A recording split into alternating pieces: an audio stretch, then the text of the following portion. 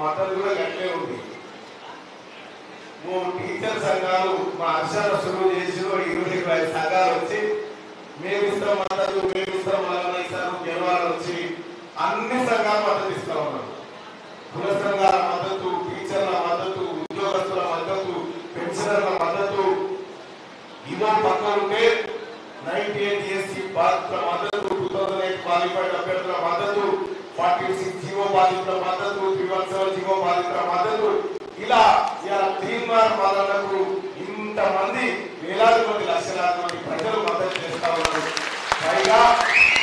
పైగా ఆ తల్లి సోనియా గాంధీ ఆశీర్వదించి పెద్దలు గౌరవనీయులు ముఖ్యమంత్రి గారి సూచన మేరకు మీ ముందుకు కాంగ్రెస్ పార్టీ అభ్యర్థిగా వచ్చినటువంటి నాకు సిపిఎం పార్టీ, సిపిఐ పార్టీ ఇలా అన్ని పార్టీల మద్దతు ఇస్తున్నందుకు వారికి కూడా కృతజ్ఞతలు తెలియజేస్తూ, సోదరులారా అక్క చెప్పింది ఇప్పటిదాకా కేటీ రామారావు బజార్కి ఎక్కి లొల్లి పెడతా ఉన్నాడు. మాకు కావాల్సింది కూడా గదే, మేము కోరుకునేది కూడా గదే.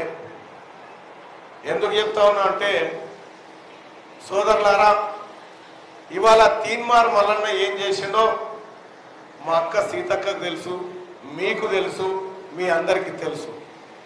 ఈ 10 ఏళ్ల కాలంలో తీన్మార్ మల్లన్న ఎట్లా కొట్లాడిండు, ఎవరితో పోరాటం చేసిండు, ఏ ప్రజల హక్కుల కోసం పోరాడిండు, ఏ ఉద్యోగుల హక్కుల కోసం పోరాడిండో, ఏ నిరుద్యోగులకు ఉద్యోగాలు కావాలని పోరాడిండో మీ అందరికీ తెలిసిన విషయమే సోదరులారా.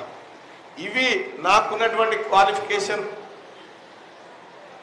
ఇక నేను ఉస్మానియా యూనివర్సిటీలో మాస్టర్ ఆఫ్ కమ్యూనికేషన్ చేసిన, ఎంసీజే చేసిన, మాస్ కమ్యూనికేషన్ జర్నలిజం, కాకతీయ యూనివర్సిటీలో బీపీడీ చేసిన, జేఎన్టీలో ఎంబీఏ చేసిన, ఇవి నా ఎడ్యుకేషన్ క్వాలిఫికేషన్స్. నేను ఈ ఎన్నికల్లో మీ అందరి ఆశీర్వాదం, ప్రేమ ద్వారా గెలుపొందితే కాంగ్రెస్ పార్టీ మేనిఫెస్టోలో ఇచ్చినటువంటి ప్రతి అంశాన్ని అమలు చేయించబోతున్నాను అని చెప్పి మీ అందరికీ రిక్వెస్ట్ చేస్తా ఉన్నా.